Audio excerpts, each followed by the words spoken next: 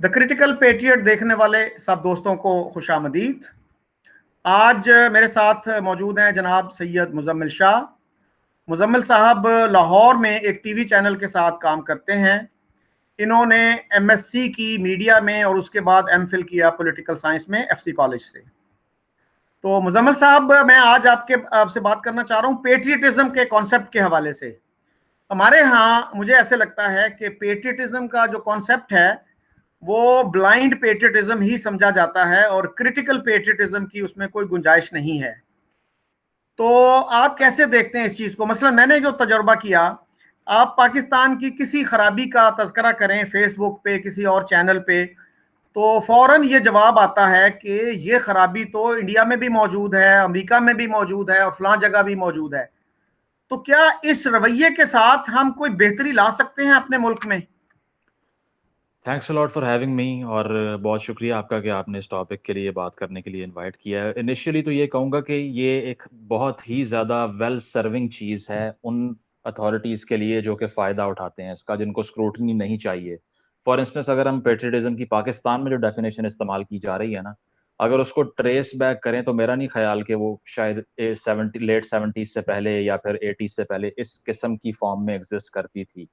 क्योंकि उसमें सबसे पहले तो हमने हीरोज जो है ना वो स्क्रैच से बिल्ड किए हैं, जो कि शायद सन ऑफ द सॉइल नहीं थे, लेकिन उन उन चीज़ों को डॉक्यूमेंट करके हमने इंडोक्ट्रिनेशन शुरू की स्कूल लेवल के ऊपर बच्चों की। और उसमें आपको पता है कौन कौन से बड़े बड़े नाम शामिल हैं। आई मीन, अगर आप 70s का लिटरेचर अगर आप कंसिडर करें पाकिस्तान के अंदर या उससे पहले का, तो टेक्स्ट बुक्स में मोहम्मद बिन कासिम का नाम भी इस तरह से इतना सुनाई नहीं दे रहा था, जो कि उसके बाद में देना शुरू हो गया ज़िया साहब के बाद से। तो हमने एक तरह से मिलिटरिज्म को इंडोक्ट्रिनेट किया और आइडियलाइज उसको करवाने के लिए बच्चों तक उसको हमने मेक श्योर किया कि वो जो एक स्कूल में बच्चा दाखिल होता है उसकी पहले दिन से कंडीशनिंग स्टार्ट हो जाए। और इस सारे सेटअप के अंदर ये जो हाइपर नेशनलिज्म का वर्ड मैं इस्तेमाल करूंगा, हाइपर नेशनलिज्म के अंदर स्क्रूटनी की कोई गुंजाइश नहीं होती। फॉर इंस्टेंस, अगर आप दुनिया की तारीख देख लें, जितनी टोटलिटेरियन स्टेट्स होती हैं वहां पर स्क्रूटनी अलाउड नहीं होती। अगर आप एम्परर पे तनकीद करें, आपको उठा कर ले जाते हैं। जॉर्ज ऑरवेल की जो किताब है 1984, उसमें ऐसा ही प्लॉट दिखाया हुआ है ना सारा, कि एक ऑरवेलियन स्टेट है जहां पर अगर आपने तनकीद करनी है तो जो थॉट पुलिस है, जो सोचने के क्राइम में गिरफ्तार कर लेती है, वो आपको उठाकर ले जाएगी। तो सेम उसी तरह पाकिस्तान में हुआ कि जो पेट्रियटिज्म की डेफिनेशन जिस तरह से स्टेट ने डिफाइन कर दी, तो उसको चैलेंज करने का, उसको स्क्रूटनी के अंदर लेकर आने का, उस पर क्रिटिसिज्म करने का कोई गुंजाइश बाकी रही ही नहीं, क्योंकि जमहूरी रवैये ही पनप नहीं पाए। और इसी वजह से आज पेट्रियटिज्म एक डिलूजन का नाम है पाकिस्तान के अंदर। और वो डिलूजन ये है कि whatever ill is existing inside the society, just cover it up और उसको शुगर कोट करो और आगे से जवाब ये दो कि यार ये खराबियां तो वहां भी होती हैं। तो इसको एड होमिनम अप्रोच कहते हैं हम लोग, कि अपने क्रिटिसिज्म का जवाब दिए बगैर किसी और पे अटैक कर देना। तो ये एक ऐसी डिलूजन है जिसने हमारी रिस्पॉन्सिबिलिटी को ही अवेट कर दिया है। और हमारा सारा फोकस जो दुनिया में इल्ज है ना, उस पे चला जाता है। हम कश्मीर के लिए बात कर लेते हैं, हम बैनुल अक़वामी मुसलमानों के मसाइल पे बात कर लेते हैं, लेकिन अपने बैकयार्ड में जो कर रहे हैं उस पर हमारा ध्यान ही नहीं। बिल्कुल सही कहा आपने। मसलन माइनॉरिटीज का इशू आप ले लें, यहां पे अगर आप माइनॉरिटीज की बात करें कि माइनॉरिटीज को हम इक्वल राइट्स नहीं देते, तो फौरन ये कहा जाता है इंडिया में देखो मुसलमानों के साथ क्या हो रहा है। तो ये किस तरह का आर्ग्यूमेंट है कि आप अपने यहां गोया बेहतरी नहीं चाहते, आप ये चाहते हैं कि जब तक बाकी मुल्क जो हैं वो अपने हालात बेहतर नहीं करेंगे तो हमने कोई बेहतरी नहीं लानी।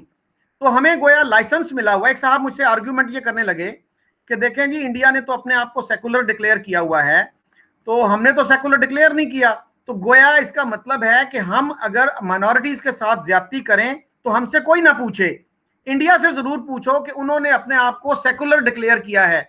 तो क्या अगर पंडित नेहरू और बाकी जो लीडर्स थे 47 में वो इंडिया को एक हिंदू रिपब्लिक डिक्लेयर कर देते, तो क्या हमारे पास फिर कोई जवाब ना होता? वो जो चाहे सलूक करते मुसलमानों के साथ।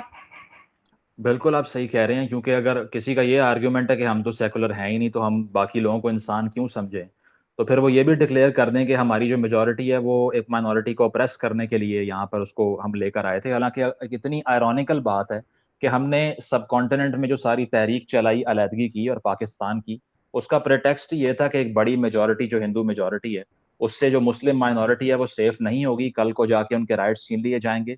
तो इस प्रेटेक्स्ट के ऊपर एक सेपरेट रियासत हम चाहते हैं। तो एक माइनॉरिटी के लिए चली हुई जो कैंपेन जो बाद में एक मुल्क में कन्वर्ट हो गई, जिस तरह भी हुई वो और आर्ग्यूमेंट है, लेकिन एक माइनॉरिटी की जो जंग थी वो आपने जीती उनके राइट्स की किसी हद तक, और बाद में अपनी ही माइनॉरिटीज को ऑप्रेस करना शुरू कर दिया। तो एक जो हमने बाइनरी थिंकिंग बनाई हुई है ना, कि एक लिहाज से हमारे अंदर जो सुपीरियॉरिटी कॉम्प्लेक्स है वो यही है कि दुनिया भर में अगर हमारी आइडियोलॉजी का कोई बंदा है तो वो फिर हमारे लेवल पे है, बाकी सब नीचे हैं। तो दारुल हरब और दारुल अमान वाला जो कॉन्सेप्ट है ये भी बीच में हायल होता है कुछ लोगों के, और वो भी इस चीज को लाइसेंस के तौर पे इस्तेमाल करते हैं। हालांकि आप चार्टर ऑफ मदीना अगर देख लें, जिसकी बड़ी बात होती है, आजकल इमरान खान साहब भी करते हैं, क्लीशेड हो चुका है, लेकिन उसके अंदर भी जो उम्मत की डेफिनेशन थी उसमें जो मदीना के ज्यूज थे वो भी शामिल थे। तो हम तो एक लिहाज से 7th सेंचुरी मदीना से भी पीछे एग्जिस्ट कर रहे हैं आजकल, क्योंकि हमने तो लेजिस्लेट कर दिया है कि इस मुल्क के अंदर वजीर आजम और सदर गैर मुस्लिम नहीं बन सकता। हालांकि हम देखें तो पहला लॉ मिनिस्टर जोगिंदर नाथ मंडल बनता है, वो और बात है कि वो भी बेचारा मायूस होकर हिंदुस्तान वापस चला जाता है और वहां पे दफनाया जाता है, क्योंकि वो कुछ ऐसा देख लेता है जो आने वाले दौर में माइनॉरिटीज के साथ होना था। और इसी तरह सैयद जफरुल्लाह की एग्जाम्पल भी मौजूद है कि उनको फॉरेन मिनिस्टर बनाया गया। और तो जो स्टार्ट में पाकिस्तान की स्टेट की जो एक डिस्क्रिप्शन थी वो बिल्कुल मुख्तलिफ थी। आपने सर ये कहा कि जोगिंदर नाथ मंडल जो है हमारे पहले लॉ मिनिस्टर थे। अब ये जो चीजें हैं ना जी, ये हमें कहीं पढ़ाई नहीं जाती। यानी कैसी हिस्ट्री है हमारी कि हिस्ट्री में मुतालिया पाकिस्तान में ये चीज नहीं बताई जाती कि हमारे पहले लॉ मिनिस्टर जो थे वो जोगिंदर नाथ मंडल थे, फिर जफरुल्लाह खान जो थे वो हमारे पहले वजीर खारजा थे। आज हमें उलमा ये कहते हैं कि जी कोई भी कलीदी ओहदा जो है वो नॉन मुस्लिम को नहीं दिया जा सकता, बल्कि कराची के एक बनौरी टाउन मदरसे का एक फतवा है कि इस्लामी रियासत में मुंशी भी नहीं रखा जा सकता गैर मुस्लिम। और दूसरी तरफ जो है बानिए पाकिस्तान ने बार बार ये अश्योरेंसेस दी माइनॉरिटीज को कि तमाम नॉन मुस्लिम्स के हुकूक बराबर होंगे। तो वो अश्योरेंस जो है वो कहां गई? चले हम नहीं कहते कि सेकुलर मुल्क बना दो, लेकिन आपने आइन में जब ये लिखा कि तमाम शहरी बराबर हैं, या तो आइन में से ये चीज हटा दें, आप कहें कि भाई नहीं है बराबर। एक तरफ ये दावा भी है कि बराबर हैं और दूसरी तरफ ये है कि जी नहीं, सदर और वजीर आजम जो है ना वो तो मुसलमान होना जरूरी है। जी। तो अगर पाकिस्तान जो है वो जैसे हमें बताया जाता है कि इस्लामी कवानीन के लिए बनाया, तो फिर तो मौलाना शबीर अहमद उस्मानी वाज द परफेक्ट कैंडिडेट। उनको क्यों नहीं लॉ मिनिस्टर बनाया? आप कैसे देखते हैं इन चीजों को? मेरा ख्याल है कि जो मजहबी तबका था ना पार्टीशन से पहले का, वो सारा तो एक लिहाज से किसी हद तक 70-80% उनमें से पाकिस्तान की मूवमेंट को एक्सेप्ट करने के लिए तैयार नहीं थे। मौदूदी साहब की मिसाल भी आपके सामने है। जो पैन इस्लामिज्म का कॉन्सेप्ट है कि वो पूरी दुनिया में एक निज़ाम के तौर पर इसको राइज करना चाहते थे, तो वो कहते हैं कि इसमें नेशनलिज्म की तो गुंजाइश ही नहीं है कि एक अलग मुल्क तैयार कर लिया जाए इस प्रेटेक्स्ट के ऊपर। तो इसीलिए वो तो इस मूवमेंट को चलाने वालों को गालियां दे रहे थे सारे। और इवन के मौदूदी साहब के बेटे भी कहते हैं कि वो पठानकोट का मदरसा बीच में आ गया, वरना हम तो उधर होते या इधर हमें कोई फर्क नहीं पड़ना था। तो हमारी तो कोई लॉयल्टीज नहीं थी इस रियासत के साथ। लेकिन हुआ कुछ इस तरह से कि पैराडाइम शिफ्ट आ गई, जब रियासत बन गई तो पाकिस्तान के स्याह और सफ़ेद के मालिक ही वो लोग बन गए जो कि पाकिस्तान मूवमेंट चलाने वालों को गालियां बक रहे थे पहले। तो एक लिहाज से अगर हम देखें तो हाईजैक किया बाद में आके क्लर्जी ने या ऑर्थोडॉक्स राइट विंग ने, जो कि पहले इस मूवमेंट का हिस्सा बनने को ही तैयार नहीं था। उसकी वजह यही है कि जना साहब जो एक वैक्यूम छोड़कर गए, जब कॉन्स्टिट्यूशन के उनसे सवाल किए गए कि आप किस तरह से इसको फ्रेम करने करने का आर्ग्यूमेंट करेंगे या क्या करेंगे, मेरा नहीं ख्याल कि he was clear on this issue. उसकी वजह कि 1946 के इंतखाबात में उन्होंने हर किस्म की जो मुसलमानों के फैक्शंस थे उनसे मुख्तलिफ वादे किए, और जब रियासत बनी तो उसके बाद से जब उन्होंने देखा कि मैंने तो इतने लोगों को कमिटमेंट्स की हुई हैं, तो मैं इनमें से किसका आइडिया मटेरियलाइज करके स्टेट की डायरेक्शन सेट करूंगा, तो वो बहुत ज़्यादा प्रॉब्लमैटिक चीज़ बन गई। और उन्होंने भी उसका कोई खातिर खा जवाब देना पसंद नहीं किया, जिसकी वजह से आइडियोलॉजिकल वैक्यूम आ गया। फिर तरीके खिलाफत वाले जो लोग थे वो भी, तो ऑब्जेक्टिव रेजोल्यूशन आ गई बाद में। तो आहिस्ता आहिस्ता हमने जो प्रिंसिपल्स जिसकी बुनियाद पे हमने मूवमेंट चलाई थी उनको रिवर्स करना शुरू कर दिया। जी मुजम्मिल साहब, आपने जिन्ना साहब की जो सबसे मशहूर तकरीर है जिसको हेक्टर बलीथो कहता है ग्रेटेस्ट स्पीच, जी। वो जो है उसमें वो कहते हैं कि जी आप तमाम जो हैं बराबर के शहरी हैं, आपके तमाम हुकूक बराबर हैं, और आपकी ऑब्लिगेशंस बराबर हैं। इवन ही सेड के religion has nothing to do with the business of the state. अगर ये सेकुलरिज्म नहीं है तो मैं दोस्तों से कहता हूं कि फिर मुझे कुछ सेकुलर स्पीच दिखा दो। तो सेकुलरिज्म तो हमारे यहाँ डर्टी वर्ड बन गया। चले हम सेकुलरिज्म का लफ्ज नहीं यूज करते, बराबर के हुकूक का ही कर लें। तो बराबर के हुकूक कहाँ हैं हमारे यहाँ? बिल्कुल जी, उसमें देखें ना, अब ये unfortunately a speech is not enough. मैं समझता हूँ कि उस स्पीच की स्पिरिट बिल्कुल सेकुलर थी, आप सही कह रहे हैं। लेकिन उसके अल्टरनेटिव में इस्तेमाल करने के लिए जो राइट विंग है, उनके पास स्टेट बैंक वाली तकरीर भी है, जिसमें वो कहते हैं कि मगरिब का मौशी निज़ाम फेल हो चुका है। कॉन्स्टिट्यूशन का सवाल होता है, वो कहते हैं वो 1400 साल पहले बन चुका था, मैंने क्या करना है, कुछ भी नहीं। तो उनके पास भी इतने ही आर्गुमेंट हैं जितने हमारे पास 1-2 होंगे। और इसके लिए इश्तियाक अहमद साहब तो कहते हैं कि ये इसलिए स्पीच की गई थी कि जो पाकिस्तान के अंदर माइनॉरिटी सेटलमेंट्स थी, कहीं मेजॉरिटी मुस्लिम पॉपुलेशन उनको डिस्ट्रॉय ना कर दे। So just to safeguard them, ये स्पीच इसीलिए की गई थी कि एक लिहाज से उन माइनॉरिटीज को प्रोटेक्ट किया जा सके। और कुछ फॉरेन डिप्लोमेट्स भी आए हुए थे उस दिन जब ये तकरीर की जा रही थी। लेकिन इसकी कॉन्ट्रडिक्टरी स्पीचेस भी मौजूद हैं, इसकी ऑपोजिट पे जो बिल्कुल इसका उलट नैरेटिव है वो भी मौजूद है।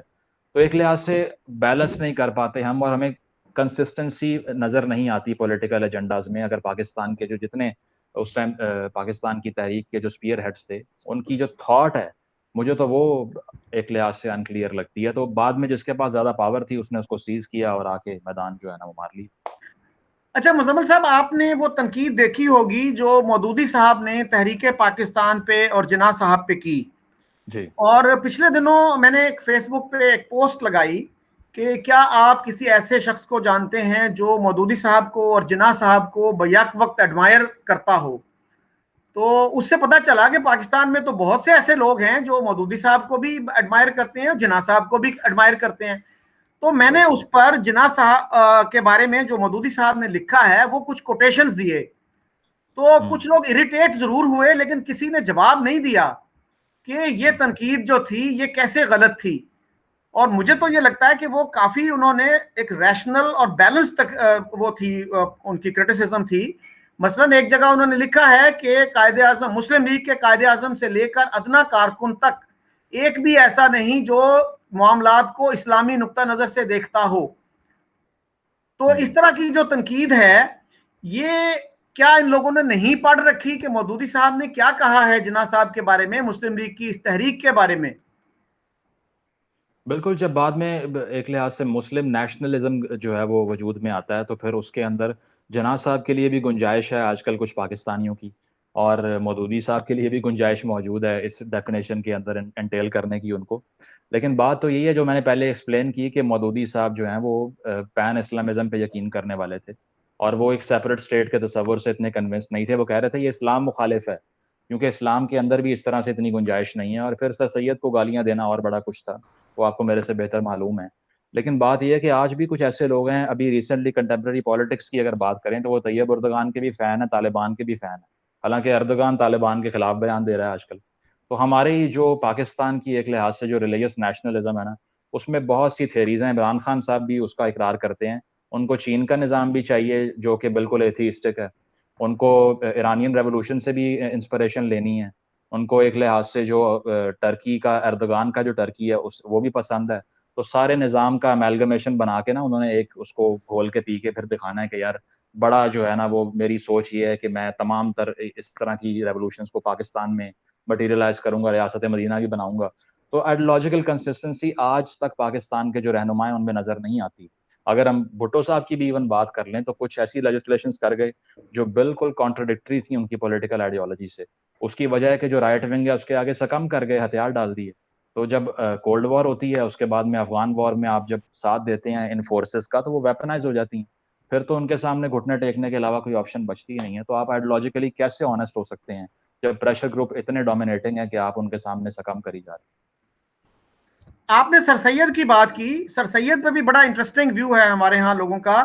वो सर सैयद को भी एडमायर करते हैं और जमालुद्दीन अफगानी को भी हीरो समझते हैं, जबकि उन दोनों ने एक दूसरे को कंडेम किया है और बहुत ही सख्त जबान इस्तेमाल की एक दूसरे के खिलाफ।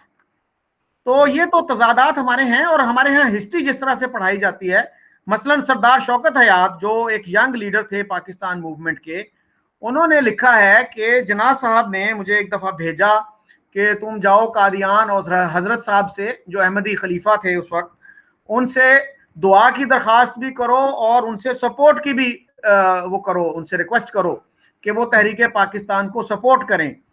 तो वो कहते हैं जी मैं जब उनके पास गया तो उन्होंने कहा हम तो ऑलरेडी सपोर्ट कर रहे हैं, तो जो भी अहमदी खड़ा होगा किसी मुस्लिम लीग कैंडिडेट के मुकाबले में हम उसको अपनी जमात से खारिज कर देंगे। तो और हुआ भी ये कि एक अहमदी जो था वो मुमताज दौलताना के खिलाफ खड़ा हुआ तो जमात अहमदिया ने उसको जमात से निकाल दिया। लेकिन आज आप ये बात नहीं कर सकते। मेरे अपने भाई ने जो लाहौर में जर्नलिज्म कर रहा है उसने भी मुझे कहा कि आप ये अहमदी इशू पे बात ना किया करें, ये बहुत ही सेंसिटिव इशू है। तो ये हमारे यहाँ इतने ज्यादा सेंसिटिव इश्यूज हो गए हैं कि हर इशू ही सेंसिटिव हो गया है, तो हम फिर किस पे बात करें। बिल्कुल, ये मैंने पहले भी मेंशन किया, शायद आपने सुना हो या नहीं, कि कंस्टिट्यूएंट असेंबली की जो डिबेट्स हैं उसमें जो अहमदीज हैं वो सबसे ज्यादा वो आर्ग्यूमेंट कर रहे हैं कि हमें शरिया लॉ चाहिए यहाँ पे। तो उन्हें क्या मालूम था कि बाद में वही डिसएनफ्रेंचाइज हो जाएंगे। और जहाँ तक टैबूज क्रिएट करने की बात है तो वो इसीलिए है कि हमने वो जो डेमोक्रेटिक प्रिंसिपल्स थे उनको पसे पुश डाल दिया। और आज पाकिस्तान में चाहे वो मीडिया की हालत हो या फ्री एक्सप्रेशन की हालत हो, वो इतनी डिटेरियोरेशन का शिकार है जो शायद ही कभी इससे पहले हो। मेरा ख्याल है कि जब आप लोगों की जवानी थी तो उस टाइम के अंदर, ज़िया के टाइम के अंदर भी आज की पाकिस्तानी सिविल सोसाइटी से ज़्यादा रेजिस्टेंस मौजूद थी।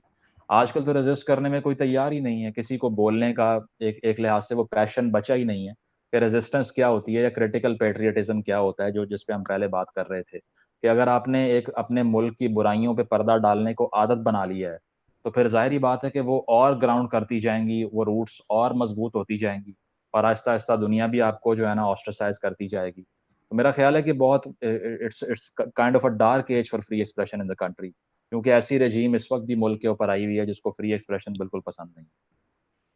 तो मैंने पिछले दिनों एक एक मैसेज देखा जिसमें सादकाबाद में जो है रहीम यार खान की एक तहसील है, वहां पे एक नौजवान को ब्लेसमी के चार्ज में पकड़ा गया। बाद में अदालत ने जो है उसको रिहा कर दिया, लेकिन तहरीक लब्बैक के एक कारकुन ने उसको जाके कत्ल कर दिया और उसको ये कहा कि ठीक है अदालत ने तुम्हें रिहा कर दिया है, लेकिन तुम मेरी और अल्लाह की नजर में ब्लेसफीमर हो, गुस्ताख हो। तो उसके बाद यहां तक भी कहा गया कि एक जिरगा हुआ और उस जिरगे में ये कहा गया कि अगर इसके वालिद और भाई इस मुकदमे को परसू करेंगे तो वो भी वाजिबुल कत्ल हो जाएंगे। इससे पहले आपको पता है कि फैसला मुल्तान में एक वकील को इसलिए कत्ल कर दिया गया कि वो एक एलिजेड ब्लेस्फीमर जुनेद हफीज की वकालत कर रहे थे। एक तालिब इल्म को मर्दान यूनिवर्सिटी में दिन दिहाड़े जो है इतने बेईमाना तरीके से कत्ल किया गया। और इससे पहले 94 में एक हाफिज कुरान को गुजरांवाला में मारा गया, और वो हाफिज कुरान जो था वो जमात इस्लामी का सपोर्टर था। लेकिन जमात इस्लामी ने भी उस पर कोई प्रोटेस्ट नहीं किया कि आपने एक बेगुनाह को इस तरह से बेरहमी से इतनी मारा है। तो कुरान में तो ये लिखा है कि एक एक बेगुनाह का कत्ल जो है वो पूरी इंसानियत का कत्ल है। तो हमारा मुआशरा जो है ये किधर जा रहा है ये।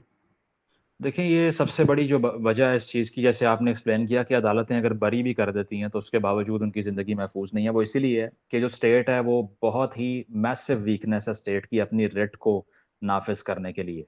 मैं एक किताब के बारे में अगर बात करूं तो पाकिस्तान हार्ड कंट्री एक बुक है, एनातोल लीवन ने लिखी है। तो उसका थीसिस ये है कि Pakistan is a negotiated state, जहाँ पर जत्थे बने हुए हैं, मुख्तलिफ ग्रुप्स हैं, उनके पास मुख्तलिफ पावर्स हैं, और वो जब स्टेट के सामने खड़ी हो जाती हैं आके तो फिर एक balance of power mechanism functional हो जाता है। उससे ये होता है कि अगर एक ग्रुप के पास डिस्ट्रक्शन की कैपेबिलिटी और वायलेंस करने की कैपेबिलिटी ज़्यादा है तो फिर वो अपना लॉ खुद बनाता है, फिर वो स्टेट की रेट को नहीं मानता।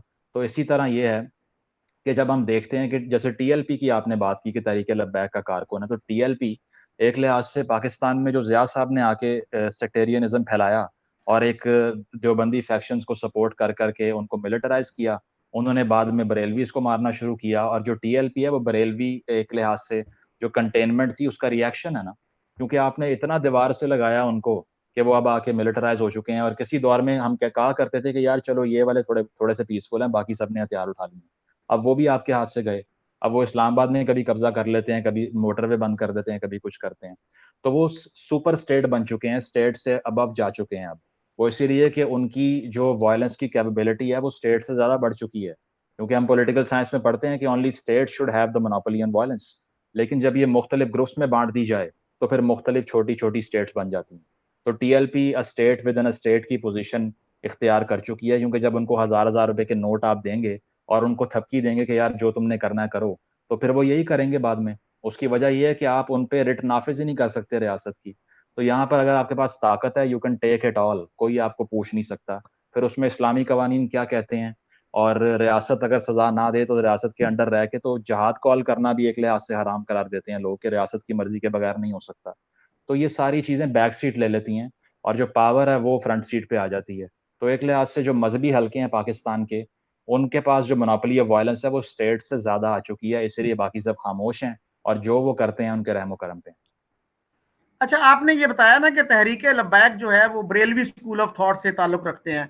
अच्छा, इनके जो एक बानियों में से हैं मौलाना अशरफ जलाली साहब, वो भी हाँ जी। बड़ी इंटरेस्टिंग बात है कि वो भी तौहीने मजहब के कानून में जेल जा चुके हैं। यानी वो जो उर्दू में कहते हैं ना उल्टे बांस बरेली को, तो एक खुद जी। तहरीके लब्बैक के एक लीडर जो इसके बानियों में से हैं, और वो ये कहते हैं कि खादम रिजवी भी मेरे साथ पहले काम करते थे, मेरे जूनियर थे, और मैंने उनको कुछ रूल्स रेगुलेशन की मुखालफत करने पे उनको नोटिस भेजा था, शो कॉज नोटिस, और उन्होंने उसका जवाब देने के बजाय नया धड़ा कायम कर लिया। तो वो अपने आप हुँ। को खादम रिजवी साहब से बड़ा लीडर समझते हैं, तो वो भी जेल जा चुके हैं तौहीन मजहब के यानी ब्लेस्फेमी के कानून के तहत। और इस पे मुझे एक बिल्कुल। शेर याद आता है, जाने कब कौन किसे मार दे काफिर कह के, शहर का शहर मुसलमान हुआ फिरता है। तो आप क्या देखते हैं, हल क्या है इन इन सारे मसाइल का, और किस तरह से हम ये जो ब्लाइंड पेट्रियटिज्म है कि हमने कोई बेहतरी नहीं लानी, हमारे मुल्क में जो भी खराबी है, जो भी कमी है, हमने उसको ठीक नहीं करना, सिर्फ दूसरे मुल्कों पे उंगली उठानी है कि फलां मुल्क में ये खराबी है, फलां में ये है। तो अगर हम यही तनकीदी अप्रोच अपने मुल्क के बारे में उससे आदि भी रख लें, तो मेरा ख्याल है हमारे हुँ। हालात बेहतर हो सकते हैं। आप क्या कहेंगे? बिल्कुल जी, आप सही कह रहे हैं। बिल्कुल, ये एक लिहाज से पाकिस्तानी जो सिविल सोसाइटी है ना, उसका रोल बहुत ज़्यादा मेरे लिए डिसअपॉइंटिंग है। वो एंटोनियो ग्राम्शी एक थिंकर था, वो कहता है कि जो सिविल सोसाइटीज़ होती हैं ना, वो एक लिहाज से जो रूलर है या फिर जो ताकतवर तबका है, जो सरमायादार तबका है, मज़बूत तबका है, उसके आगे शील्ड बन के खड़ी हो जाती हैं। वो सिविल सोसाइटी रेज़िस्ट नहीं करती। पाकिस्तान में उसकी थ्योरी समझ आती है हमें। कोई सहाफ़ी अमीर होता है जब, या फिर कोई लॉयर्स होते हैं, या फिर एक लिहाज से हम देखते हैं जो एक्टिविस्ट होते हैं, वो ज़्यादा से ज़्यादा जो एग्ज़िस्ट कर रहे हैं पाकिस्तान में आजकल, वो प्रो स्टेट हैं सारे के सारे। और एक मैनिया बना हुआ है कि सबने पॉजिटिव इमेज को उजागर करना है पाकिस्तान की, और वो they want to become the part of the state. और वो ये चाहते हैं कि जो रियासती नैरेटिव है, अगर उसको टो ना किया तो हम गद्दार ठहरेंगे, तो इसीलिए हम इन्हीं का हिस्सा बन के बाकी मैस को ऑप्रेस करना शुरू कर देते हैं, बजाय इसके कि वो सब ये सोचें कि यहाँ पर शख्सी आज़ादी की परमिशन क्यों नहीं है। तो मेरा ख़्याल है कि जो सिविल सोसाइटी का रोल है वो बहुत सिनिस्टर है यहाँ पर, और वो सब मिलकर उनकी जो एनर्जीज़ है ना, वो स्टेट को प्रोटेक्ट करने के पे डेडिकेटेड हैं। जिस तरह के ग्राम्शी कहता है कि ट्रेंचेस खोद देते हैं ये, यानी कि खंदकें खोद देते हैं। जब आप रियासत से सवाल करने के लिए आगे बढ़ते हैं, तो सिविल सोसाइटी की खोदी गई खंदकों में गिर जाते हैं आप, क्योंकि वो आपको आगे बढ़ने ही नहीं देती। तो हमारे यहाँ जो प्रो एस्टेब्लिशमेंट सहाफ़ी हैं या फिर अल्ट्रा पैट्रियट सहाफ़ी हैं, मिसोजिनिस्टिक सहाफ़ी हैं जो कि ख़वातीन दुश्मनी में बात करते हैं, या फिर सेलिब्रिटीज़ हैं खलीलुर रहमान कमर की तरह के, जो कि ख़वातीन के वॉयलेंस पे बात करने की बजाय ज़्यादा बात करते हैं उनके लिबास के ऊपर। ये सारे वो कैरेक्टर्स हैं जिन्होंने डिलूजन का शिकार किया हुआ है मैस को, and nobody is thinking for himself. तो मेरा ख़्याल है कि हल ये है कि अपने लिए खुद सोचना पड़ेगा इस प्रोपेगेंडा से निजात हासिल करके, और थोड़ा-सा इक्वालिटी के प्रिंसिपल को फ़ॉलो करना पड़ेगा। अगर वो नहीं करेंगे, तो इंटरनेशनल स्टेज पे ऑस्ट्रेसाइज़ हो जाएँगे, इर्रेलेवेंट हो जाएँगे। फिर ये ग्रे लिस्ट एफएटीएफ की हो या फिर और सैंक्शंस हों, ये आपका इंतज़ार कर रही हैं। अगर आपने इसी तरह जो टॉर्चर करना है ख़वातीन को अपनी, या फिर आपने लिंचिंग करनी है यूनिवर्सिटी में बच्चों की जिस तरह की आप कह रहे हैं, या फिर नाहक कत्ले-आम करना है, कत्लो-गारत करनी है और कत्ल के फतवे लगाने हैं, कुफ़र के फतवे लगाने हैं, तो फिर यही है कि इंटरनेशनल कम्युनिटी में आपकी जो एक परसेप्शन है वो यही एक वायलेंट कंट्री की रहेगी, और आपकी पीसफुल प्रोजेक्शन नहीं हो पाएगी। तो मेरा ख़्याल है कि हमने सबसे पहले तो जो काम करना था वो ये करना था कि अपने लिटरेचर को तब्दील करते। जो निसाब है उसमें तब्दीली लेकर आते, ताकि बच्चों को हम ये बताएं कि तलवारें उठाने वाले और यहाँ पर प्लंडर करने वाले, लूट करने वाले हीरोज नहीं हैं, अमन की बात करने वाले भी हीरोज हैं। लेकिन मसला ये है कि उधर भी सिंगल नेशनल करिकुलम आ जाता है इमरान खान साहब का, जो कि मजीद हमें जो है ना वो बैकवर्ड लेकर जा रहा है। तो होप तो कम है, लेकिन वे सिर्फ यही है कि सेकुलर प्रिंसिपल्स को फॉलो करें और थोड़ी आज़ादी की बात करें, जो दम घोट के रखा हुआ है हमने लोगों का यहाँ पे उसको। अच्छा मुजम्मिल साहब, बिफोर वी क्लोज, 1953 में जब एंटी अहमदिया राइट्स हुए थे, फसादात हुए थे अहमदियों के खिलाफ, एक तहरीक चली लाहौर थी। Martial law. जी, लाहौर में पहली दफा जो है मार्शल लॉ भी लगा उसमें। तो उस वक्त मौदूदी साहब से ये पूछा गया कि जिस तरह का मुल्क, जिस तरह का मुआशरा और जिस तरह की स्टेट आप यहाँ कायम करना चाहते हैं, जिसमें के माइनॉरिटीज को इक्वल राइट्स नहीं होंगे, तो क्या आप इंडिया को भी ये हक देंगे कि वो भी वहाँ के मुसलमानों को बराबर के हुकूक ना दें और अपने जो हिंदू लॉज हैं, रिलीजियस लॉज, उनका नफाज करें, मनुस्मृति गलबन उसको कहते हैं, और उनको शूद्रों की तरह ट्रीट किया जाए? तो मौदूदी साहब ने बड़ा दिलचस्प जवाब दिया। उन्होंने कहा मुझे कोई एतराज नहीं होगा, वो जिस तरह चाहें मुसलमानों से शूद्रों जैसा सलूक करें, और हकीकत भी यही है कि उनसे इसी तरह का सलूक किया जा रहा है। तो सवाल ये पैदा होता है कि अगर जवाहरलाल नेहरू की गवर्नमेंट भी 1953 में या 54 में मुसलमानों से शूद्रों जैसा सलूक कर रही थी, तो अब जो लोग ये कह रहे हैं कि जी जब से नरेंद्र मोदी आए हैं मुसलमानों की जिंदगी अजीरन हो गई है और वो बराबर के शहरी नहीं रहे, उनकी जिंदगी जो है उससे खेला जा रहा है, उन्हें कत्ल किया जा रहा है। तो अगर नेहरू, पंडित नेहरू की भी हुकूमत इसी तरह की थी, तो आजकल फिर हमारे प्राइम मिनिस्टर और बाकी लोग क्यों कहते हैं कि ये इंडिया जो है ये नेहरू और गांधी का इंडिया नहीं है? क्या हमने कभी गांधी और नेहरू के इंडिया को भी क्रेडिट दिया, या हमने तो उस वक्त यही कहा था कि ये भी मुसलमानों के दुश्मन हैं, ये मुसलमानों को क्रश करना चाहते हैं? जिन्ना साहब ने तो ये भी कह दिया था कि कांग्रेस फैशिस्ट ऑर्गेनाइजेशन है। तो इसका मतलब है बीजेपी और आरएसएस ही फाशिस्ट नहीं है, कांग्रेस भी फाशिस्ट थी। तो इस आर्गुमेंट को कैसे देखते हैं आप? बड़ा सेल्फ कॉन्ट्रडिक्टरी है, आपने बड़ा अच्छा इसको एक्सप्लेन किया। और मतलब एक लिहाज से हमें तो ये भी नहीं बताया जाता कि गांधी साहब जो थे वो मुसलमानों के लिए मरे थे। उनको फायर भी इसलिए लगा था कि वो बात ये कर रहे थे कि जो रिसोर्सेज की डिस्ट्रीब्यूशन है वो इक्विटेबल नहीं हुई दोनों तरफ, और फिर उसके अलावा जो बस्तियां जलाई जा रही थी उन पर बात कर रहे थे। तो बड़ा हेटरेड आ गया मुआशरे के अंदर के यार ये गांधी के जो है वो क्यों एडवोकेसी कर रहे हैं इन लोगों की। और उसके अलावा अगर हम बात करें इमरान खान साहब के नैरेटिव की या आजकल के जो सियासतदान है, तो उन्होंने तो डिक्टेशन पढ़नी होती है जो दी जाती है। उसकी वजह यह है कि वो सारी दुनिया के ठेकेदार बन के आपको कहते हैं कि हमने कश्मीर भी आज़ाद करवाना है, लेकिन अगर वो कुछ सेलेक्टिव कंट्रीज की बात करते हैं, ये जो नेशनलिज्म है या फिर एक लिहाज से माइनॉरिटीज के लिए आवाज़ उठाना या फिर जो मुस्लिम उम्मा का कॉन्सेप्ट है, इसमें जो हमें तकलीफ होती है ना, वो तकलीफ भी सिर्फ सेलेक्टिव है। मतलब आप कभी नहीं देखेंगे कि इमरान खान साहब या कोई और लीडर सीरियन मुस्लिम्स की बात करे, क्योंकि वहां सऊदीज बॉम्ब करते हैं इसलिए उसके बारे में बात नहीं करते। आप नहीं देखेंगे कि वीगर मुस्लिम्स की बात की जाए जो चाइना में मर रहे हैं, या जो कॉन्सेंट्रेशन कैंप्स में डाला हुआ है जिनको, उनकी बात क्यों नहीं होती? क्योंकि चाइना हमारा जो है वो हिमालय से ऊंचा जो है ना वो, और कह सकते हैं कि शहद से मीठी हमारी दोस्ती है उनसे, जो कि लोग कहते हैं, तो इसीलिए उन पर भी बात नहीं हो सकती। फिर अफगानिस्तान जो आपके बैकयार्ड में, वहां पर जो बुचरिंग हो रही है बच्चों की, अभी लास्ट मंथ 2 स्कूल्स पे तालिबान ने हमले किए हैं, छोटी छोटी बच्चियों को वहां पर जिबा किया उन लोगों ने। हम आज तक एपीएस नहीं भूलते, वहां पे रोज एक एपीएस हो रहा है, उसके बारे में कोई बात नहीं करता, सब कहते हैं कि we support the Taliban regime there. तो हमारा जो मुस्लिम उम्मा वाला दर्द है ना, ये बहुत सेलेक्टिव है, इसमें फॉरेन पॉलिसी गोल्स इन्वॉल्व हैं। और अगर उस सेलेक्टिव ग्रीफ जो पैलेस्तीन वाला हमें महसूस होता है, तो हमें ये नहीं याद कि ज़ियाउल हक साहब जो हम सबके यहाँ पर हीरो बने हुए हैं, उन्होंने 20,000 फलस्तीनियों का कत्लेआम कर दिया था ब्लैक सितंबर के मौके पे।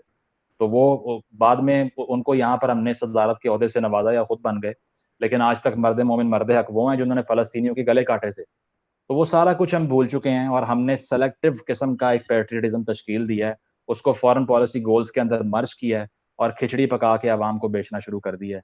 और 3-4 ममालिक के अलावा कहीं हमें ह्यूमन राइट्स नहीं चाहिए, अपने अपने मुल्क में भी नहीं चाहिए।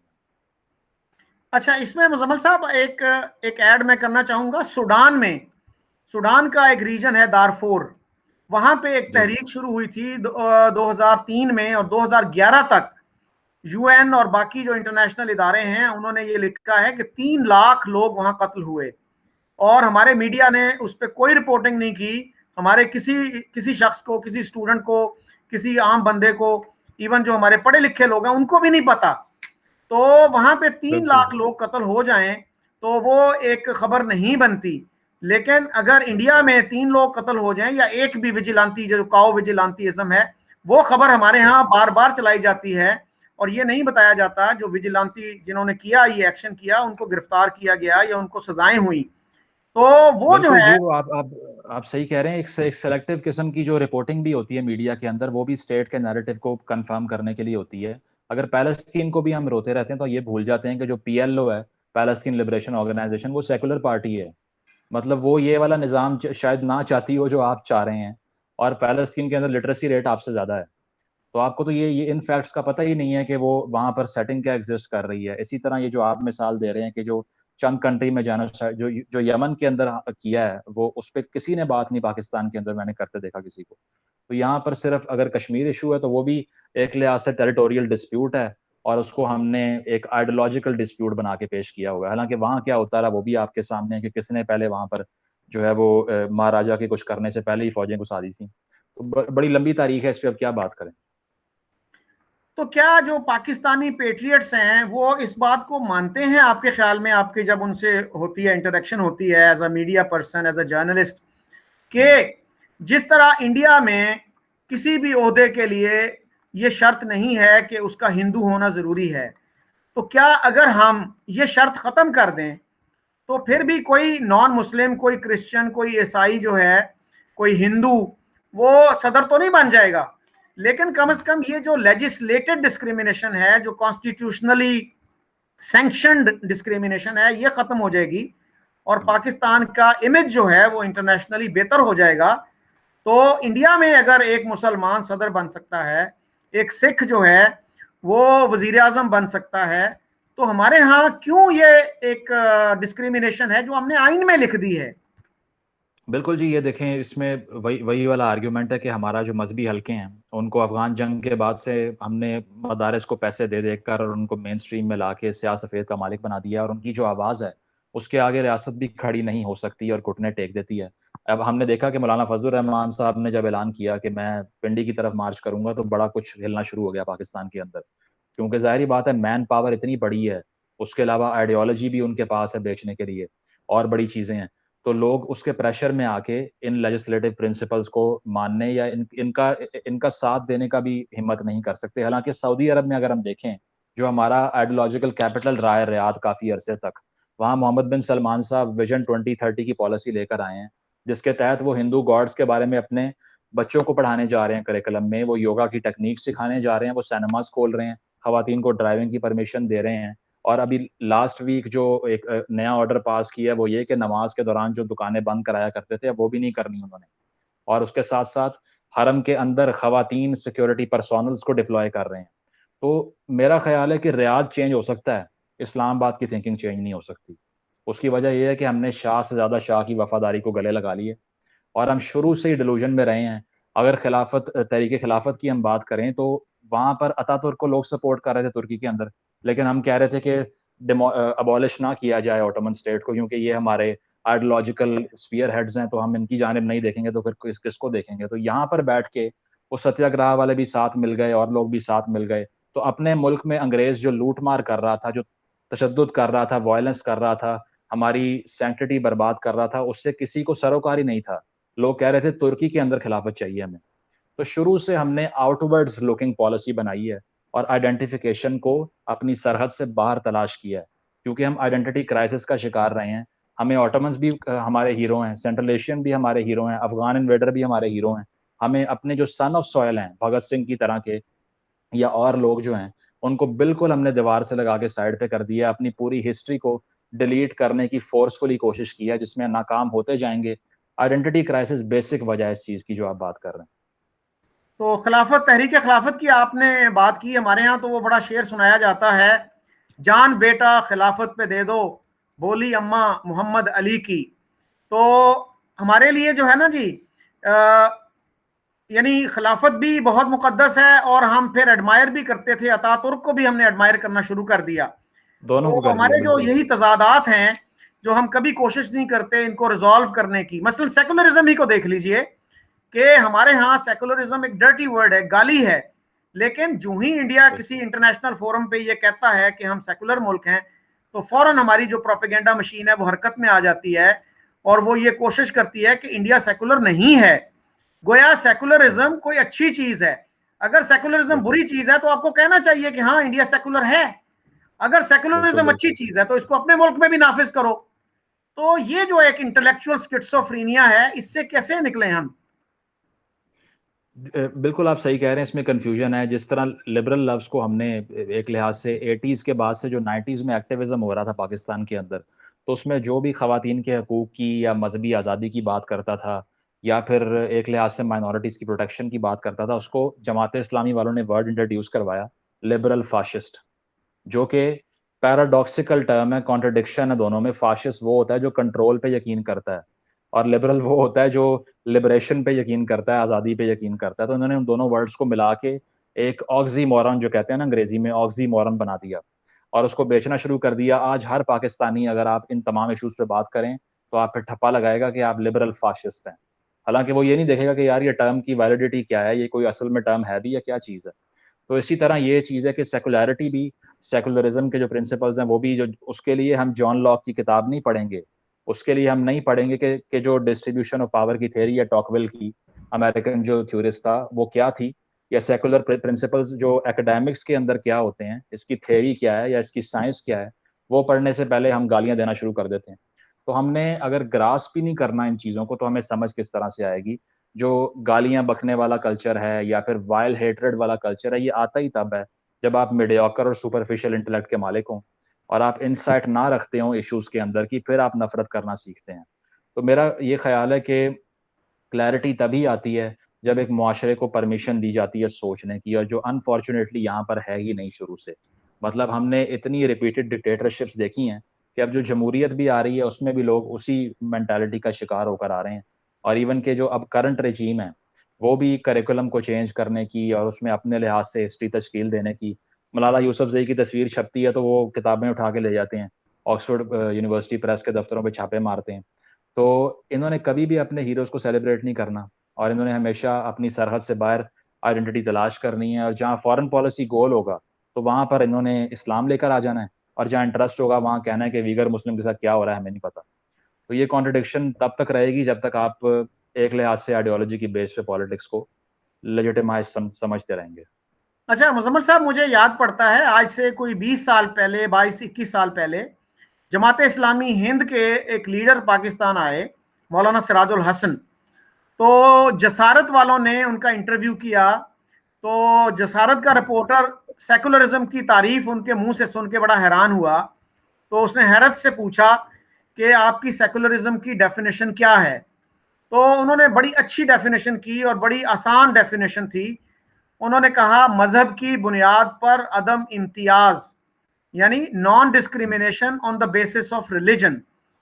तो जमात इस्लामी हिंद जो है वो तो सेकुलरिज्म को अच्छा समझती है, लेकिन जमात इस्लामी जी। पाकिस्तान जो है वो इसको एक खौफनाक और एक डेंजरस किस्म की साजिश और कंस्पिरेसी समझती है।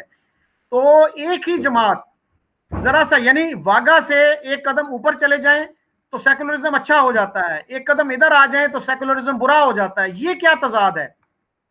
बिल्कुल सही कह रहे हैं आप। वो जमीयत उलमाए हिंद का तो वो जो जिन जिन जिसकी आप बात कर रहे हैं, इनकी जॉइंट स्टेटमेंट भी थी ये कि सेकुलरिज्म का दिफा करेंगे खून के आखिरी कतरे तक।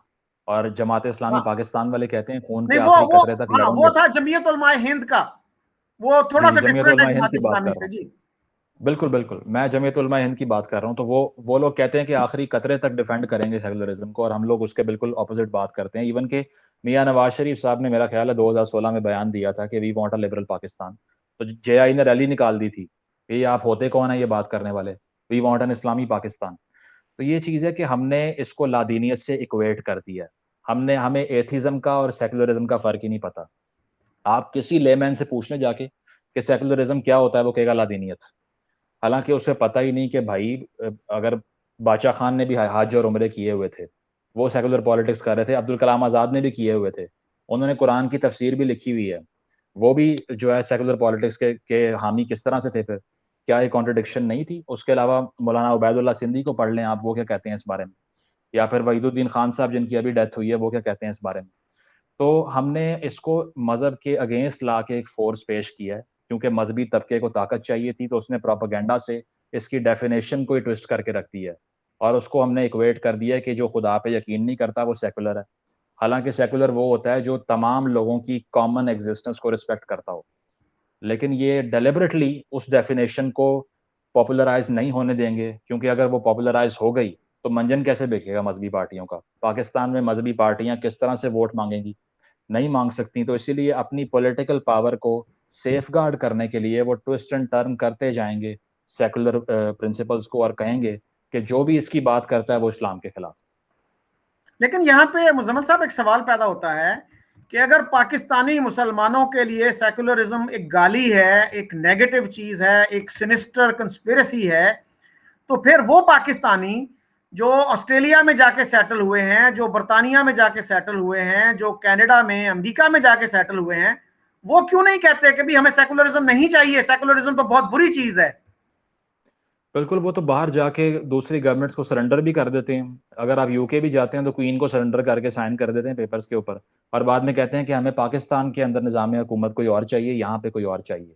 तो वो भी फ़ायदे उठा रहे हैं वेस्टर्न सेकुलर प्रिंसिपल से, जो कि आपको इतना वेलकम करती है कि आप जिस मर्जी मज़हब से हैं, जिस मर्जी एथनिसिटी से हैं, आप वहाँ पर जाएँ, 5 साल गुजारें, उनकी ख़वातीन से शादियाँ करें, वहाँ बच्चे पैदा करें, नौकरियाँ ले जाएँ और वहाँ पे उनके जो लिबरल पॉलिटिकल सेटअप है उससे पूरे फायदे उठाएं, टैक्स पेयर बन के स्टेट की वेलफेयर से भी फायदा उठाएं, लेकिन एंड पे गाली किसको दें? सेकुलरिज्म को, लिबरलिज्म को, और कहें कि हमें ये निज़ाम हुकूमत नहीं चाहिए। जिस तरह यूके के अंदर बहुत से लोग अभी कर रहे हैं कि वहाँ पर एक्सट्रीमिज्म इतना बढ़ता जा रहा है कि तकरीबन माजिद नवाज साहब हैं, एक इंटेलेक्चुअल हैं, तो वो कोट करते हैं कि 23,000 टेरर सस्पेक्ट सिर्फ लंदन में फिर रहे हैं इस टाइम, क्योंकि वो इतने रेडिकलाइज हो चुके हैं कि वो कह रहे हैं कि हमें ये सारा निज़ाम हुकूमत बदलना है।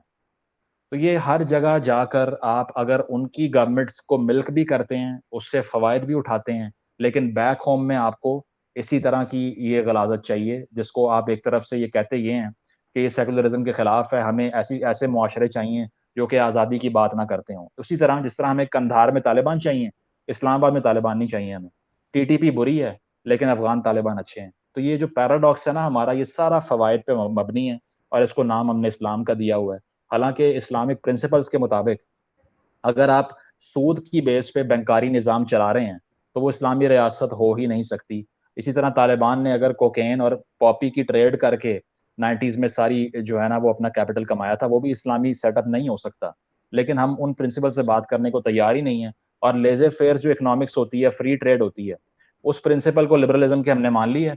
मुआशी निज़ाम लिबरलिज्म का बहुत बेहतरीन है। ज़िया साहब ने प्राइवेटाइजेशन शुरू कर दी, IMF के पास भी चले गए, तो फ़ायदा लिबरल इकोनॉमिक्स से उठा लिया, लेकिन लिबरल सेटअप से फ़ायदा नहीं उठाया, और वहाँ पे क्या कहा कि नहीं ये तो बहुत गलत होता है, ये तो मगरबी निज़ाम है। तो ये डिलूजन है और डेलिबरेट एक लिहाज से ना ये इंडोक्ट्रिनेशन है मैथ्स की, कि उनको ये बताने नहीं दे रहे कि हमारा मुआशी निज़ाम सेकुलर ही है या लिबरल ही है, लेकिन जो पॉलिटिकल सेटअप है, आज़ादी देने की बात है, माइनॉरिटीज़ की प्रोटेक्शन की बात है, उस पे हम नहीं आएंगे क्योंकि वो हमारे मफाद के खिलाफ है। आपने मुजम्मल साहब तहरीक तालिबान पाकिस्तान की बात की, तो हमारे यहाँ बहुत पॉपुलर है ये बात कि जी तहरीक तालिबान पाकिस्तान तो ये खारजी गिरोह है, ये तो इस्लाम के दुश्मन है और ये अमेरिका और इंडिया के पेरोल पे हैं।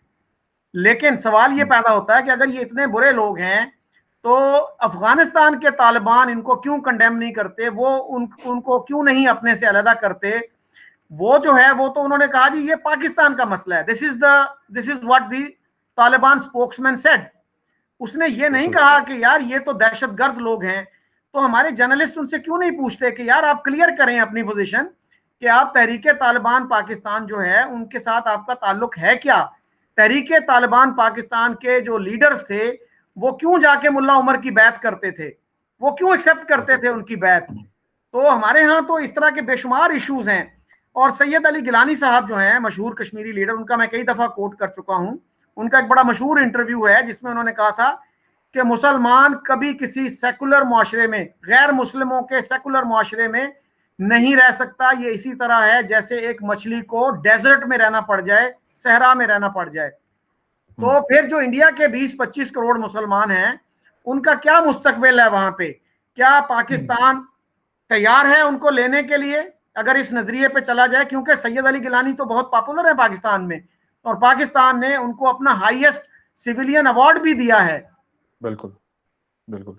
देखें, ये पहले आपने तालिबान वाली बात की, तो उसमें ये है कि अफगान तालिबान जो अभी तक कोऑपरेट कर रहे हैं टीटीपी के साथ, अभी रिसेंटली पाकिस्तान ने उनको एक लिहाज से दोबारा से ये इंतबाह किया है कि अगर आपने अभी भी टीटीपी को सपोर्ट करना है तो फिर आपकी गवर्नमेंट से हम साइड पे हट जाएंगे, आप उनसे बात करने को फिर तैयार नहीं होंगे, ये आप सोच लें। और चीन ने भी कहा है कि जो दासू में गिलगित में वाकया हुआ रिसेंटली, जो चाइनीज बस पे अटैक किया, जो अंदर इंजीनियर बैठे हुए थे, उनकी डेथ्स भी हुई, तो वो किया है ईस्ट तुर्किस्तान मूवमेंट ने, जिसका नाम एटम है, और उसकी वीगर रूट्स हैं, और वो भी एक लिहाज से तालिबान की एक सैटेलाइट ही कह सकते हैं उसको, किसी हद तक कॉपरेट करती रही है उससे। तो चाइना ने ये कहा है तालिबान को कि एटम को सपोर्ट करना बंद करो, और हमने ये कहा है कि टीटीपी को सपोर्ट करना बंद करो। लेकिन अवाम कहती है कि टीटीपी बुरी है, लेकिन अफगान तालिबान अच्छे हैं। ये नहीं मालूम कि आपस में ये हैंड एंड ग्लव्स चल रहे हैं, और जिन्होंने एपीएस में आपके बच्चों के गले काटे हैं, अगर आप उन लोगों को सपोर्ट करना चाहते हैं तो फिर अपने दिमाग का इलाज करवाना चाहिए आपको। और आगे दूसरी बात जो आपने ये की कि हिंदुस्तान के अंदर जो 20-25 करोड़ मुसलमान रह रहे हैं, उनको कैसे इनटेक कर सकते हैं, तो बात यह है कि जो बांग्लादेश का प्रिंसिपल है ना 1971 का, उसने हमें ये बताया है कि कॉमन रिलीजन की बेस के ऊपर स्टेट खड़ी कर देने का आगे से यही रिजल्ट निकलता है, क्योंकि उसमें कॉमनैलिटी नहीं है, वो मल्टी वेरिएंट चीज है, उसमें और भी चीजें एग्जिस्ट करती हैं, एथनिसिटी बीच में आ जाती है, नेशनल लैंग्वेज आ जाती है, कॉमन हिस्ट्री आ जाती है। जब वो सब चीजें नहीं होती तो आप पेट्रियटिज्म को फोर्सफुली इमर्ज नहीं कर सकते स्क्रैच के अंदर से। बांग्लादेश भी, उस वहां रहने वाले लोग भी मुसलमान थे, मेजोरिटी में थे, और शायद तारीख में कभी ऐसा हुआ हो कि मेजोरिटी ने माइनॉरिटी से जान छुड़ा के मुल्क अलग करवा लिया। तो उसने आपको ये बताया है कि वो 25 करोड़ भी यहाँ आ जाए या जो मर्जी हो रहा है वो हो जाए, लेकिन आप अगर जबरदस्ती एक मुल्क को मजहब की बुनियाद पे जोड़ के रखना चाहते हैं तो फॉल्ट लाइंस को आप नहीं रोक सकते, क्योंकि खाली मजहब नहीं जोड़ के रख सका यहाँ पर तमाम तरह एथनिसिटीज को। जब आपने एक लिहाज से पंजाबाइजेशन की है पाकिस्तान की, तो उसके बाद से बाकी सबके ग्रीवेंसेस आपके सामने हैं। आज का पश्तून या आज का बलोच या आज का कश्मीरी और गिलगिती कितना रिलेट कर पाता है पाकिस्तानी नेशनलिज्म से, ये आप बता सकते हैं इजीली, क्योंकि हमने उसको शेप सिर्फ एक सूबे की सोच के लिहाज से कर दिया है, जिससे बाकी लोग रिलेट ही नहीं कर पाते। तो चाहे वो 20-25 करोड़ भी यहाँ आ जाए, मेरा ख्याल है कि रिजल्ट यही निकलेगा। अली गिलानी साहब के लिए भी यही है कि वो शायद समझते होंगे कि इस बुनियाद पे मुल्क एक यूनिफाइड रह सकते हैं, लेकिन मेरा नहीं ख्याल कि ये हिस्टोरिकल प्रिंसिपल है। औरिया मकबूल जान को आप जानते हैं। औरिया साहब ने कहा है जी कि इंडिया के मुसलमान जो थे वो उनकी तादाद 1.5 करोड़ बताते हैं 47 में जो इंडिया में रह गए, हालांकि उनकी असल तादाद 3.5 करोड़ थी। वो ये कहते हैं कि ये लोग जो हैं इन्होंने सुन्नत की खिलाफ वर्जी की और वो पाकिस्तान नहीं आए, उन्होंने हिजरत नहीं की, तो वो अब जहन्नुम का ईंधन बनेंगे।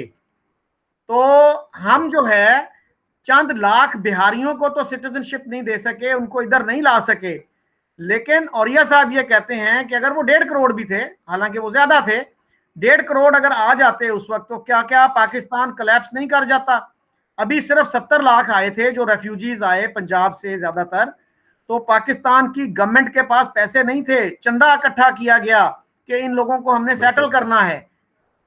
अगर वो 1.5 करोड़ ही थे, चले 1.5 करोड़ आ जाते तो क्या पाकिस्तान की क्या हालत होती उस वक्त? बिल्कुल जी। वो आयशा जलाल साहिबा प्रोफेसर हैं जिन्होंने किताबें भी लिखी हैं पार्टीशन पे बहुत, तो वो कहती हैं कि 17% रिसोर्सेज मिले थे पाकिस्तान को साउथ एशिया के, सब कॉन्टिनेंट के, सॉरी, और जो आर्मी थी वो 33% मिली थी। तो खैर वो तो और आर्ग्यूमेंट है, लेकिन 17% जो रिसोर्सेज थे उसमें आपने क्या कुछ कर लेना था। मुमताज दौलताना साहब को जना साहब ने भेजा वहां पर कि पानी तो खुलवा कर आओ, क्योंकि चंद दिनों बाद ही जो वाटर चैनल था अपर राइपेरियन इंडिया है, उन्होंने पानी बंद किया और आपकी चीखें निकल गई यहाँ पर कि समझ नहीं आ रहा था करना क्या है। और डिप्लीट हुए हुए थे रिसोर्सेज भी, राशंस डिप्लीट हुए हुए थे, और हमारे स्टेट के अंदर, हमारी स्टेट की इतनी उस टाइम कैपेसिटी ही नहीं थी कि इतने बड़े पॉपुलस को फैसिलिटेट कर पाता। तो मेरा ख्याल है कि ये तो ब्लेसिंग इन डिस्गाइज है कि वो लोग नहीं यहाँ पर आए। जो ये आर्ग्यूमेंट करते हैं वो बिल्कुल डॉगमेटिक है, उन्हें समझ नहीं आती कि यार जो प्रैक्टिकल प्रिंसिपल है उसके तहत आपने सस्टेन कैसे करना था। आप पार्टीशन के फौरन बाद तो जंग लगा के बैठ गए 48 वाली, और आपका ध्यान उस टाइम बाहर की तरफ जाना शुरू हो गया कि हम कौन से इलाकों पे मजीद काबिज हो सकते हैं। ये तो आपने सोचा ही नहीं कि जो लोग यहाँ पर आ गए हैं उनका मुस्तकबिल क्या है। और कराची के बारे में भी आपको रोकते रहे कि यार वहाँ पे कैपिटल नहीं बन सकता, लेकिन आपने पर्सनल अटैचमेंट की बुनियाद पे कहा कि मैंने यहीं बनाना है, ठीक है, उसके बाद में आपको वो भी चेंज करना पड़ा। तो जो इंतज़ामी निज़ाम था वो तो इतना कमज़ोर था कि आपको एक लिहाज से एक्सपेक्टेड ही नहीं था कि आप ये सारी स्टेट को विन कर लेंगे। जब आपने विन कर लिया, तो फिर समझ नहीं आ रही थी करना क्या है। आधे लोगों को मालूम ही नहीं था कि डायरेक्शन अब क्या है। और जनाब साहब ने भी जो इनका मालाबार हिल्स वाला घर है मुंबई वाला, ये चाह रहे थे कि मैंने बेचना नहीं है उसको क्योंकि मैं छुट्टियाँ वहाँ पे गुज़ारा करूँगा। इनको तो आइडिया शायद ना नहीं था कि इतनी स्ट्रिक्ट किस्म की एक सेग्रीगेशन वजूद में आ जाएगी कि बॉर्डर क्रॉस करना अज़ाब बन जाएगा। तो ये तो हमें बाद में अंदाज़ा हुआ कि जो सब हमने कर लिया है, उसकी डायरेक्शन अब क्या है। बेशक उस पे हम बात नहीं करते अब कि चलो जो होना था वो हो चुका है। लेकिन पाकिस्तान के जो लीडरान थे उनकी कंसेप्शन में मेरा नहीं ख़्याल कि इस तरह का पाकिस्तान था जैसा बन चुका है। मुझे मुजम्मिल साहब काफी साल पहले एक जर्नलिस्ट ने बताया था कि वो नेहरू म्यूजियम एक दफा गए और वहां उनको एक खत नजर आया जो जिन्ना साहब ने नेहरू को लिखा था, और उसमें ये रिक्वेस्ट की गई थी कि मेरा मुंबई वाला घर किसी को अलॉट न किया जाए क्योंकि मैं अपनी जिंदगी के आखिरी दिन वहां गुजारना चाहता हूं, क्योंकि मुझे उस घर से बहुत ही इमोशनल और सेंटिमेंटल अटैचमेंट है। अटैचमेंट, बिल्कुल। और वो खत आज भी जो है नेहरू म्यूजियम में मौजूद है। और वो कह रहे थे बिल्कुल। कि मैंने बड़ी मुश्किल से उसकी एक फोटो कॉपी भी उनसे करवाई थी। तो इस तरह की उनका सिचुएशन थी बिल्कुल उस वक्त। उनका उनका लव अफेयर था और उन्होंने वहाँ पर वो इस तरह उसका जो फर्नीचर था वो पता नहीं कितने ममालिक से आया था और एक लिहाज से वैसा घर ही मुंबई में शायद ना हो उस टाइम के ऊपर, प्राइम प्रॉपर्टी थी। आज तक केसेस चल रहे हैं उसके ऊपर, मेरा ख्याल है कि इंडियन गवर्नमेंट उसको क्लेम करती है। So he was never going to let it lose. But हमें हमें शायद ये नहीं मालूम था कि जनाब साहब खुद भी इतना जो है ना वो लीनियंट थिंकिंग रखते हैं पाकिस्तान के बारे में कि वो he could practically go back as well at times. So thank you very much Muzammil साहब। बहुत बहुत शुक्रिया। थॉट प्रोवोकिंग बातें की, और आप मुझे उम्मीद ये है कि हमारे जो पेट्रियाटिक पाकिस्तानी दोस्त हैं वो भी उन पर गौर व खौज करेंगे और पेट्रियटिज्म का जो उनकी कंसेप्शन है उसको रिकंसिडर करेंगे, क्योंकि जो ब्लाइंड पेट्रियटिज्म है वो किसी भी मुल्क के लिए कभी फायदामंद साबित नहीं हुआ। और ये क्रिटिकल पेट्रियटिज्म ही है जिससे आपका मुल्क बेहतरी की तरफ जा सकता है। आपको अपनी खामियों पर पर्दा नहीं डालना चाहिए, आपको उन खामियों को एड्रेस करना चाहिए, उनको दूर करना चाहिए। और ये आर्गुमेंट कभी नहीं देना चाहिए कि जी फलां मुल्क में भी ये खराबी मौजूद है और फलां मुल्क में भी ये खराबी मौजूद है। तो उसी के साथ मैं आपसे और अपने व्यूअर्स से इजाजत चाहूंगा। खुदा हाफिज।